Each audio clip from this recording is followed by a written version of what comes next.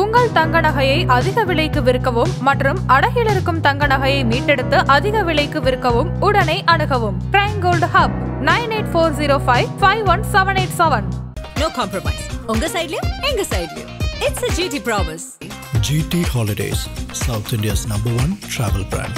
ஆச்சி Royal gulab jamun packs ஒன்று வாங்கினால் ஒன்று இலவசம். ஆதன் தமிழர்களுக்கு வணக்கம். பீகார் தேர்தல் முடிவுகள் இந்தியாவையே திரும்பி பார்க்க வைத்துள்ளது என்றுதான் சொல்ல வேண்டும். இந்த பீகார் தேர்தல் முடிவுகள் அடுத்து வரக்கூடிய தமிழ்நாடு தேர்தலிலும் இது சில செய்திகளை கொடுத்திருக்கிறது, சில விஷயங்களை உணர்த்துகிறது. இந்திய அளவில் பீகார் தேர்தல் ரிசல்ட் என்ன மாதிரி ஒரு மெசேஜை கொடுத்திருக்கிறது அப்படின்றத பொலிட்டிக்கல் அனலிஸ்ட் நம்முடைய கபில் இணைந்திருக்கிறார். திரு கபில் வணக்கம். கபில், நீங்க எப்படி பார்க்கறீங்க இந்த பீகார் தேர்தல் ரிசல்ட்? இது ஒன் சைடடா போயிருக்கிறது, முழுக்க என்டிஏ அலையன்ஸ் பக்கம் சாதகமா இருக்குது. என்ன இதுல ஹெட்ஜ் என்னமோ பிஜேபி தான் இருக்கும்னு நம்ம பார்த்தோம். பட் ஒரு டஃப் ஃபைட் இருக்கும். இதுல யாராவது ஒருத்தர் லிப்ட் ஆகுவாங்க. அதுல நிதிஷ்குமார் பக்கம் காத்து வீசும் தான் நாம நினைச்சோம். இது காலையில தொடங்கினதுல இருந்தே ஒரே பக்கமா ஒன் சைடடா ரிசல்ட் போயிட்டு இருக்குது. காங்கிரசின் சரிவு நீங்க பார்த்திருப்பீங்க. ஆர்ஜேடி தேஜஸ்வி யாதவ் பெரிய அளவுக்கு ஒர்க் அவுட் ஆகல. ஜன்சுராஜ் பார்ட்டி பிரசாந்த் கிஷோர் அவருடைய பார்ட்டி டோட்டலாவே காலி, அங்க ஜீரோ. இந்தியாவின் பல மாநில கட்சிகளுக்கு போயிட்டு ஸ்ட்ராட்டஜி பண்ணி கொடுத்தவர், மோடிக்கு ஸ்ட்ராட்டஜி பண்ணவர். ஆனா அங்க ஒண்ணுமே அவருக்கு ஸ்ட்ராட்டஜி அவருக்கு பண்ணவே இல்லை போல தெரியுது. நீங்க எப்படி பார்க்கறீங்க இந்த ரிசல்ட்டை? இல்ல, இதுல இது ஒரு பைபோலார் கண்டெஸ்ட் தான். இதுல தேர்ட் பிளேயருக்கு ஒன்னும் பெரிய இது கிடையாது. ஜன்சுராஜ் பொறுத்தளவுல உண்மையிலேயே மிகப்பெரிய கேம்பெயின் அவர் செட்டப் பண்ணாரு. அவர் எல்லா கிராமத்துக்கும் போனாரு. ஆனா அது ஏதோ ஒரு வகையில கிரவுண்ட்ல அது ரிஃப்ளெக்ட் ஆகல.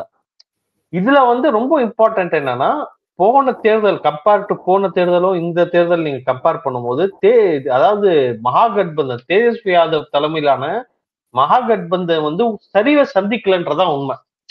அதாவது சீட்டு பொறுத்தளவுல சரிவை சந்திச்சிருக்காங்க. ஆனா ஓட் ஷேர் பொறுத்தளவுல அந்த ஓட் ஷேர் அப்படியே நிக்குது. அதுதான் மிகப்பெரிய பிரச்சனை. அவங்க மீண்டும் ஒரு பொலிட்டிக்கல் அனலிஸ்ட் நீங்க நமக்கு கடைசியில 51 வெற்றியா 49 தோல்வியா? இல்ல அதுதான் சொல்ல வரேன். இல்ல அதுதான் சொல்ல வரேன். அதாவது மீண்டும் இதையே நாம இல்ல வாக்குகள் பாதிக்கல. இல்ல நான் சொல்றேன் அவங்களோட பிரச்சனையே அதுதான்றேன். அவங்க ஸ்டாக்னெண்டா இருக்காங்க. அவங்களுக்கு இன்னொரு குரூப் தேவைப்படுது. அதாவது முஸ்லிம், யாதவ், இன்னும் ஒரு சின்ன சின்ன கம்யூனிட்டிஸ் மட்டும் தான் அவங்களுக்கு சப்போர்ட் பண்றாங்க. அது மிகப்பெரிய அளவுல கன்சாலிடேட் ஆயிருக்காங்க. யாதவோட ஓட் பேங்க் அப்ராக்சிமேட்லி 80% இங்க மகாகட்பந்தன் தான் போயிருக்கு. முஸ்லிம் ஓட் பேங்க் 80% மேல மகாகட்பந்தன் போயிருக்கு. ஆனா அது மட்டும் பத்தாது. உங்களுக்கு இபிசின்ற ஒரு மிகப்பெரிய ஃபேக்டர் இருக்கு. அதாவது எக்ஸ்ட்ரீம்லி பேக்வர்ட் கிளாஸ். அதனாலதான் விஐபின்ற ஒரு கட்சி சைனி முகேஷ் சைனியை உள்ள எடுத்துட்டு வந்தாங்க. அவருக்கு ஒரு 12 சீட்டு கொடுத்தாங்க. ஆனா அதுல ஒரு சீட்டு கூட அவர் ஜெயிக்கல. காரணம் என்னன்னா, அந்த ஃபார்முலா அவங்களுக்கு ஒர்க் ஆகல. அவங்க அதாவது இன்னமும் துணை முதலமைச்சரும் கொடுத்தாங்க. அது இருந்து கூட அந்த அளவுக்கு இருந்து கூட அவங்களுக்கு வரல. அதுக்கான காரணம் ரொம்ப இம்பார்ட்டன்ட். இந்த எஸ்ஐஆர்ன்றது நிறைய பேர் சொல்றாங்க. இப்போ காங்கிரஸ் கட்சியில இருந்து அவங்க கருத்து சொல்லியிருக்காங்க. இந்த மாதிரி எஸ்ஐஆர் மூலமா ஓட்டு இது பண்ணியிருக்காங்க. அதெல்லாம் ஒரு ஃபேக்டர் இருக்கட்டும். ஃபர்ஸ்ட் எஸ்ஐஆர்ல உங்களுக்கு ஓட்டர் லிஸ்ட்ல இருந்து பேர் எடுக்குதுன்னு நீங்க சொல்லியிருந்தா அதோட பொறுப்பு யாருக்கு? அது காங்கிரஸ் கட்சியோட பூத் லெவல் ஒர்க்கர். உங்களுக்கு தான் பூத் லெவல் ஒர்க்கரே இல்லையே. நான் நார்த் இந்தியால நான் நிறைய ஒர்க் பண்ணும் போது நான் மிகப்பெரிய மாநில கட்சிகள் கிட்டலாம் நான் கேட்டிருக்கேன், உங்களோட பூத் லிஸ்ட் எங்க, பூத் முகவர்கள் எங்கன்னா யாருக்குமே இல்ல. நம்ம பக்கத்து மாநிலத்தை வரைக்கும் அது இருக்கு. தமிழ்நாட்டுல மட்டும்தான் திமுக அதிமுகவுக்கு நிரந்தர பூத் ஒர்க்கர்ஸ் இருக்கிறாங்க. அதனாலதான் நான் இந்த எஸ்ஐஆர் பிரச்சனை வரும்போது தமிழ்நாட்டுல எஃபெக்டே ஆகாதுன்னு சொன்னேன். காரணம் என்னன்னா, இங்க ஒரு பூத்துக்கு 10 பேர் நிக்கிறான். அவனை தாண்டி நீங்க அடிஷனோ சப்ராக்ஷனோ நீங்க பண்ண முடியாது. புரியுதுங்களா? ஆனா அது அங்க இல்ல. ரெண்டாவது, காங்கிரஸ் கட்சி பொறுத்த அளவுல 65 தொகுதி ஏதோ அவங்க கண்டெஸ்ட் பண்ணாங்க. அதுல 61ல 58 ஒரு 3 பேர் வித்ட்ரா பண்ணிட்டாங்க. இல்ல அது ஒண்ணு இருக்கு. பிளஸ் அவங்களோட பி ஃபார்ம் வாங்கி தனியா ஆர்ஜேடியும் காங்கிரஸும் எதிர்த்து சண்டை போட்டாங்க. அதுல 7 தொகுதி தான் வெற்றி பண்ண. ஆமா, அதுல 7 தொகுதி தான் அவங்க வெற்றி பெற்றாங்க. இதுல நீங்க பார்க்க வேண்டியது என்னன்னா, கிருஷ்ணா அல்லூர்ன்ற ஒரு கேரக்டர், ஆந்திர பிரதேசை சேர்ந்த கிருஷ்ணா அல்லூர்ன்றது ராகுல் காந்தியோட கான்பிடென்ட். அவர் வந்து அங்க எலெக்ஷன் இன்சார்ஜா போறாரு. அவர் தான் அந்த சீட் டிஸ்ட்ரிபியூஷன்ல மிகப்பெரிய பங்களிப்பு செய்யறாரு.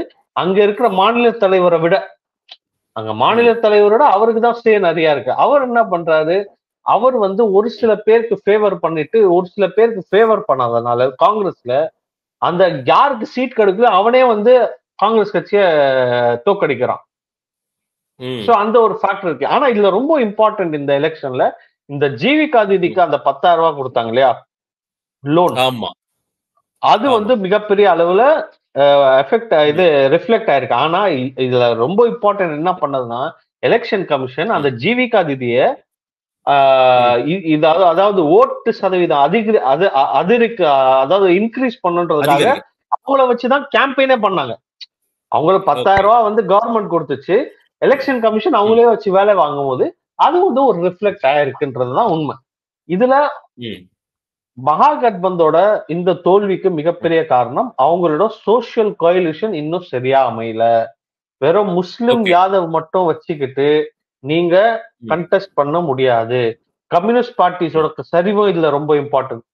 சிபிஐ வந்து 9 சீட்ல நின்னாங்க, சிபிஎம் வந்து 7 சீட்ல நின்னாங்க. அவங்க ஒவ்வொரு சீட் மட்டும் தான் ஜெயிச்சிருக்காங்க. சிபிஎம்எல் எம்எல் கட்சி அங்க ரொம்ப பெரிய பவர். அங்க 20 தொகுதியில வந்து ஏதோ நின்று அவங்களுக்கு வந்து வெறும் 5 தொகுதி தான் அவங்களுக்கு கிடைச்சிருக்கு. சோ இந்த மாதிரி விஷயங்கள்ல உங்களுக்கு வந்து இன்னும் மிகப்பெரிய ஒரு கோயலிஷன் தேவைப்படுது. சைனி வந்து உங்களால வெற்றி பெற முடியல, ஐபி குப்தா உங்களுக்கு வந்து கை கொடுக்கல. சோ உங்களுக்கு வந்து அந்த அந்த ஒரு ஒரு ஒரு நட்சலை தாண்டி அவங்க வெளில போய் இங்க வந்து பிஜேபியில என்ன ரொம்ப முக்கியம்னா, பிஜேபி நிதிஷ்குமாரோட அலையன்ஸ்ல அவங்களோட சோசியல் கோயலிஷன் நல்லா இருந்துச்சு. இந்த வாட்டி வந்து அவங்களோட ஓட் பர்சன் இன்க்ரீஸ் ஆயிருக்கு பாருங்க. இங்க வந்து இன்க்ரீஸ் ஆகல, அதே மக்கள் பவர் சரியில்லை யாருக்கு, மகாகட்பந்தன் இருக்கு. ஆனா பாஜக கூட்டணி என்டிஏ கூட்டணி பொறுத்தவரை ஓட் பர்சன் இன்க்ரீஸ் ஆயிருக்கு. அதுக்கு காரணம் என்னன்னா, சிராக் பாஸ்வான் போன வாட்டி வெளில இருந்தாரு. சிராக் பாஸ்வான் போன வாட்டி தனியா கண்டெஸ்ட் பண்ணாரு. இந்த வாட்டி வந்து கூட்டணியில இருந்தாரு. 26 தொகுதி வாங்கிட்டு 23 தொகுதியில லீடிங் போடுகிறாரு. மிகப்பெரிய ஸ்ட்ரைக் ரேட்ல அது அதே மாதிரி அங்க வந்து தலித்லயே 2 தலித் இருக்காங்க. ஒன்னு பாஸ்வான் அந்த மாதிரி கம்யூனிட்டி இருக்காங்க, இன்னொன்னு மா தலித் இருக்காங்க. அந்த மாஞ்சி ஜித்தன் ராம் மாஞ்சி அவங்களோட கம்யூனிட்டி, ஜித்தன் ராம் மாஞ்சி நை சமூகம்னு நினைக்கிறேன். நை ஆமா, ரெண்டு கம்யூனிட்டி, 2 தலித் பிரிவும் வந்து பாஜக இருக்கிறாங்க. உங்களுக்கு தலித் பேஸே இல்லையே. மகாகட்பந்தனுக்கு தலித் பேஸ் யார், அதுதான் கேள்வி. மகாகட்பந்தனுக்கு தலித் ஃபேஸ் யாருன்றதுதான் இம்பார்ட்டன்ட். அவங்ககிட்ட ஃபேஸ் இல்ல. அது வந்து அவங்களுக்கு மிகப்பெரிய ஒரு சரிவை கொடுத்திருக்கு. இந்த எலெக்ஷன் பொறுத்தவரை நான் பார்க்க ஒண்ணு விமன் ஓட்டர்ஸ், ரெண்டாவது வந்து தலித் ஓட் பேங்க் வந்து ரொம்ப மிகப்பெரிய இம்பார்ட்டன்டா என்டிஏ கூட்டணிக்கு வந்திருக்கு. அது ரெண்டாவது ஓட் டிரான்ஸ்பரிங் வந்து ரொம்ப அருமையா நடந்திருக்கு என்டிஏ கூட்டணிக்கு. அதே போல நிதிஷ்குமார் பொறுத்த அளவுல நிதிஷ்குமார்னால இந்த வெற்றி கிடைச்சாதானா நான் வந்து அதை நம்பல. இது வந்து ஒரு நல்ல சோசியல் கோயலிஷன் எலெக்ஷன் மிஷினரி வச்சுட்டு ஒரு நல்ல கேம் அவங்க ஆடி இருக்காங்க. அதுல வந்து அவங்க வெற்றி பெற்றிருக்காங்க, அதை ஒத்துக்கணும். இங்க வந்து சோசியல் கோலிஷன் தான் நீங்க சொன்னது. 65% அவங்க நம்பினதான்.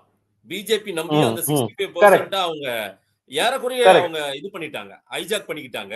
இன்னொரு விஷயம் இதுல பாத்தீங்கன்னா, பிரசாந்த் கிஷோரோட ரோல் என்னன்னே தெரியல. அவரு ஒண்ணுமே இல்லாம இருக்காரு. இது எந்த அளவுக்கு இருக்காருன்னு தெரியல.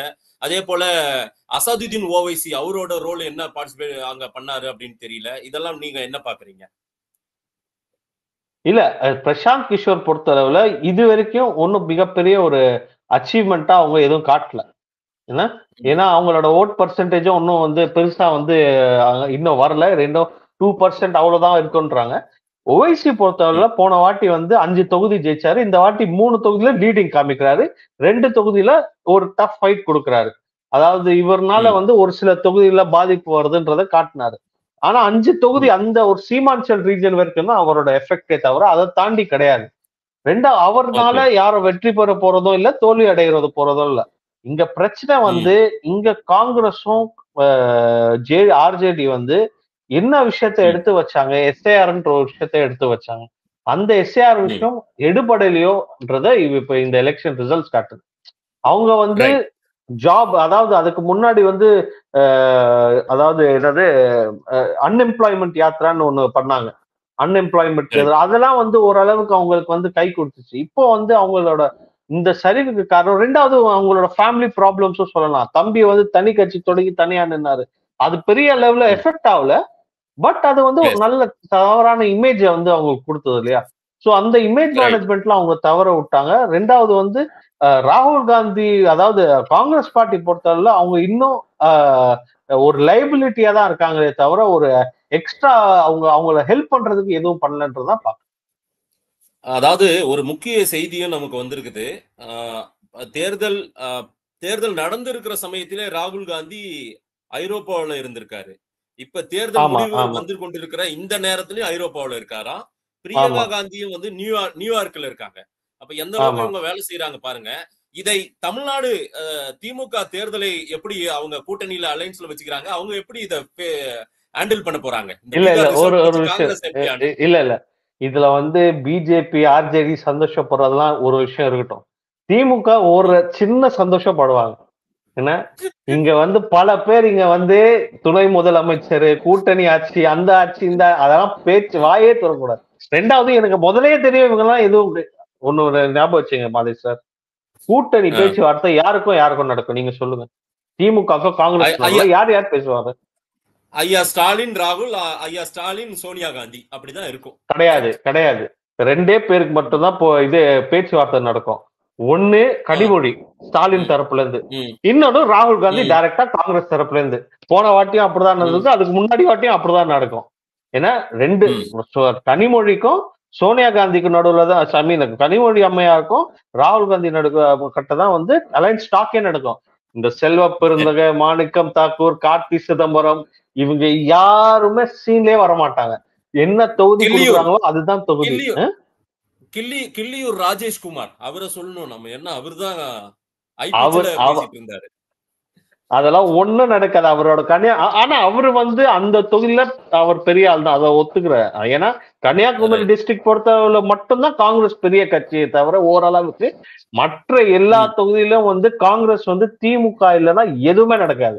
நீங்க யாரை வச்சுக்கிட்டு நீங்க எலெக்ஷன் ஃபைட் பண்ணீங்க? நீங்க ஆளாளுக்கு சொல்லலாம். நிறைய பேர் வந்து ஒரு ஆசை காட்டுறாங்க, விஜயோட சேர்ந்தா நம்ம துணை முதலமைச்சர் என்ன ஆக முடியும்? அதெல்லாம் சும்மா. திமுக வந்து 20 தொகுதிக்கு மேல கொடுக்காது, எழுதி வச்சுங்க. 20 தொகுதி தான் காங்கிரஸ்க்கு. போன வாட்டி 25 கொடுத்தாங்க, அதுல 18 ஜெயிச்சாங்க. இந்த வாட்டி 20 தான். 20 கொடுத்தா அவங்க வாங்கினா டேக் இட் ஆர் லீவ் இட்ல தான் விடுவாரு, மற்றபடி எதுவும் கிடையாது. ஏன்னா தமிழ்நாட்டோட வரலாறுலயே 19 கட்சி இருக்கிற ஒரே கூட்டணி திமுக கூட்டணி தான். இதுக்கு முன்னாடி எந்த எலெக்ஷன்லயும் இருந்தது கிடையாது. 2001 தான் 17 கட்சியோட வந்து அலைன்ஸ் ஃபார்ம் பண்ணாரு கலைஞர். அதுக்கு பிறகு மிகப்பெரிய கூட்டணி வந்து ஸ்டாலின் அமைச்சிருக்கு. இந்த கூட்டணி 19 கட்சி இருக்காங்க. அதுதான் சிறிய கட்சிகள் உட்பட. அதாவது நான் சொல்றது லெட்டர் பேட் கட்சி கிடையாது, சீட்டு கொடுக்க வேண்டிய கட்சி. தமிமுன் அன்சாரி எடுத்துங்க, தனியரசு எடுத்துங்க, கருணாஸ் எடுத்துங்க, இவங்க எல்லாம் சேர்த்து ஒரு கோயலேஷன் அமைக்கிறது ரொம்ப கஷ்டம். அதே சமயம் இங்க பாஜகவோட ரோல் ஒரு அப்பர் ஹேண்ட் எடுக்கும். என்ன, அவங்க வந்து சீட் அதிகமா டிமாண்ட் பண்ண வாய்ப்பு இருக்கு. ஆனா இதுல வந்து பீகார் ரிசல்ட் வச்சு தமிழ்நாட்டுல சீட் ஆனா அவங்க எப்படி, என்னோட கணிப்பு என்னன்னா, அவங்க எப்படி சீட்டு கேட்பாங்கன்னா பிஜேபிக்குன்னு கேட்க மாட்டாங்க, பிஜேபி பிளஸ் அவங்களுக்கு சீட்டு கேட்பாங்க. அதுல பிஎம்கே வரும், மற்ற இது ஐஜேகே மாதிரி பல கட்சிகள், தமாக இந்த மாதிரி பல கட்சிகளை வந்து அவங்க கோயலிஷன்ல சேர்ப்பாங்க. அதிமுக தனியா தான் நிற்கும். அது வந்து ஒரு இமேஜ் பில்டிங்ல ஒரு தவறான முன்னுதாரணமா இருக்கும். ஏன்னா இது வரைக்கும் இந்த மாதிரி யாரும் அதிமுகவோட அலைன்ஸ் ஸ்டாக்லாம், ஜெயலலிதா அம்மையார் தான் அலைன்ஸ், நான் என்ன கொடுக்குறேனோ அதான் சீட்டு, அவங்கதான் தலைமை. இப்ப பாஜக வந்து தலைமை ரோல் எடுக்கிறது எடப்பாடி பழனிசாமின்ற ஒரு இமேஜ், அந்த இமேஜுக்கு வந்து மிகப்பெரிய அடி விழும். ஏன்னா இங்க காங்கிரஸ் மாதிரி பெரிய கட்சியே ஸ்டாலினை நம்பிதான் இருக்கிறாங்க. இங்க வந்து எடப்பாடி பழனிசாமின்ற ஒரு லீடர் வந்து பாஜக நம்பி இருக்கிறது வந்து ஒரு தவறான மெசேஜ் கொடுக்கும். ரைட். ரொம்ப முக்கியமான நான் ஒரு கேள்வியை வைக்கணும்னு நான் நினைக்கிறேன். அதாவது இந்த ரிசல்ட் தமிழக வெற்றி கழகம் திரு விஜய்க்கு பீகார் ரிசல்ட் அவருக்கு எடுத்துக்கொள்ளக்கூடிய செய்தி என்னவா இருக்கும்? நீங்க என்ன பிரசாந்த் கிஷோரை நம்ப கூடாது. பிரசாந்த் கிஷோரை நம்ப கூடாது இன்னொரு வாட்டி. ஏன்னா அவர் ஸ்டார்ட் வேணும்னா அவரை வந்து கூப்பிட்டு வேலை வாங்கிக்கோ, அது ஒன்றும் தப்பு கிடையாது.